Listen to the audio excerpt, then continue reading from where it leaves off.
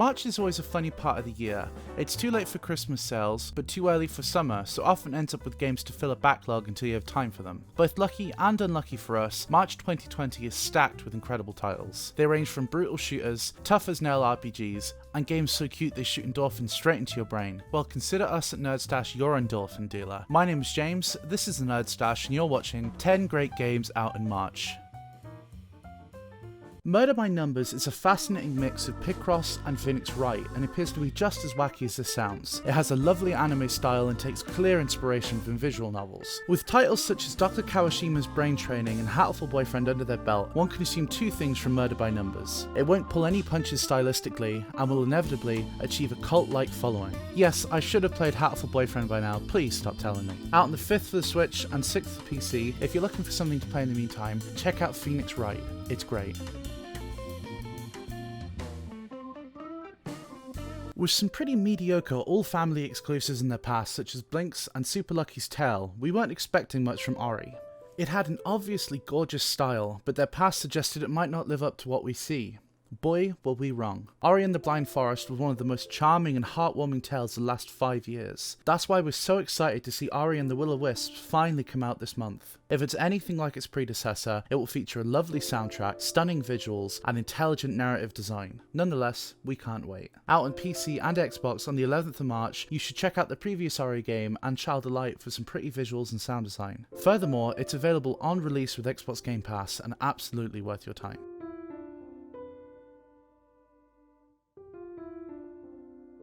I'm divided on how I feel about this title. One part of me sees an odd excuse to dress a girl up in a school uniform and fight things. The other sees a visceral hack and slash RPG. It appears to attempt both, but whether or not it pulls that off is yet to be seen. It appears to have been funded with a fairly small budget, and whilst this may show, one could hope it'll achieve the realms of an indie gem as opposed to an asset flip. We'll see on the 13th of March which of those two things prevail. If you're looking for something to play beforehand, check out the recently released Skull, the Hero Slayer, for example of a good indie hack and slash.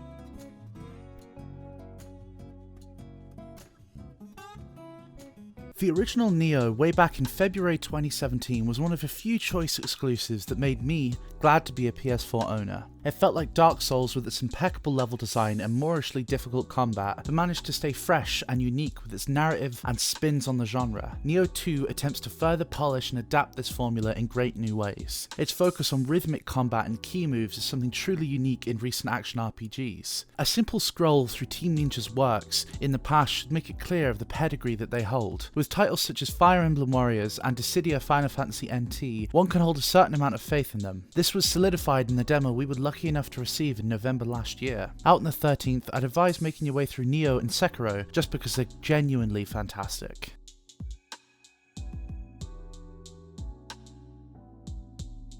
Doot doot, shoot shoot. Doom Eternal doesn't attempt something deep and branching. It knows exactly what it is and exercises that to a T. It's a visceral, fast shooter with brutal glory kills and the odd explosion or five. 2016's Doom offered many interesting callbacks that modern shooters have just forgotten about. It mostly did away with ADS in favour of movement, and this movement-focused design is prevalent throughout your entire playthrough. It offered a welcoming level of difficulty, and its glory kill system enforced a heavy risk-reward system that often pushed you into your next encounter underprepared in order to secure some of that precious loot hiding inside the bones of your enemies. Luckily for you, you have 50 different ways of extracting it. Punches, kicks, explosions, neck snaps, and all of this is encompassed in a heavy soundtrack, just encouraging you to rampage. Out on the 20th of March, if you're looking for something to play in the meantime, check out the aforementioned Doom and Titanfall 2 because it's really good and I just want an excuse to recommend it.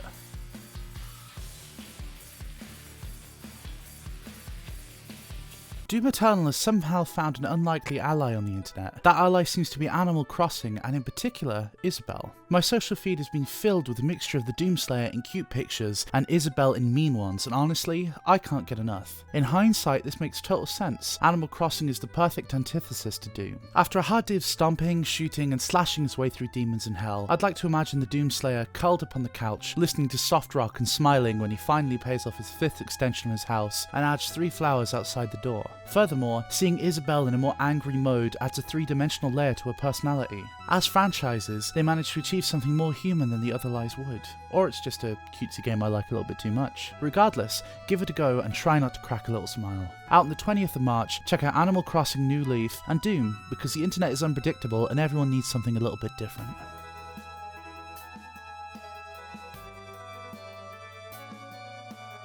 Another thing that initially made no sense to the internet was the announcement of HalfLife Alyx. The joke waiting for Half-Life 3 has been going on so long that people know it more for the joke than the game itself. That's why it seems so strange that not only is the next Half-Life game coming out, it's going to be entirely in VR.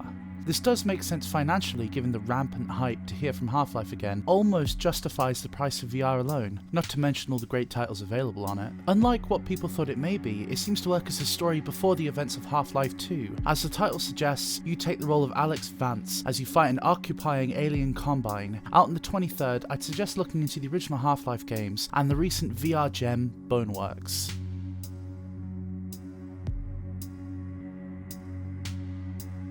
When Ninja Theory was acquired by Microsoft last year, the logical guess wouldn't have been a multiplayer arena melee combat game, but Ninja Theory doesn't tend to do what is expected. The phenomenal Hellblade, released in 2018, was a masterclass in exploring mental health and audio design. Their often overlooked gem, Enslaved Odyssey to the West, made strides way back in 2010, and Heavenly Sword 3 years prior established a cult following that still demands a sequel today. This shows that Ninja Theory is well liked, and impressions from the beta suggest it will be worth playing. It's also on Game Pass, so you have no excuse. Set to release on the 24th, make sure to check out the impeccable Hellblade for an example of their work, and Overwatch for a solid arena shooter.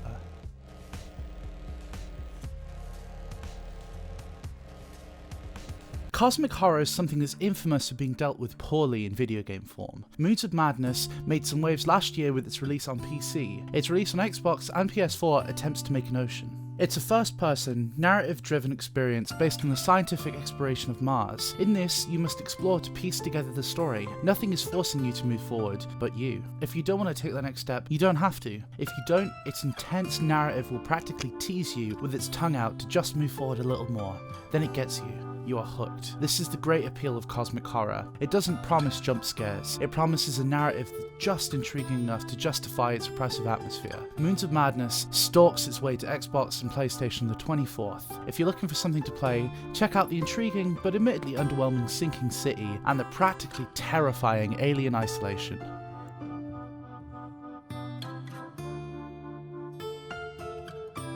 Persona 5 Royale manages to ooze enough surplus coolness to even make this entry ever so slightly cool. With a fantastic soundtrack, rewarding gameplay loop and intriguing narrative, Persona 5 offered possibly the pinnacle of what a JRPG could be. Royale makes a bold attempt to further this with a new hangout spot, new enemies, and a whole new Phantom Thief. Persona 5 features over 100 hours of gameplay and features a day and night cycle filled with activities to do and friends to make. Never before has school seemed so cool.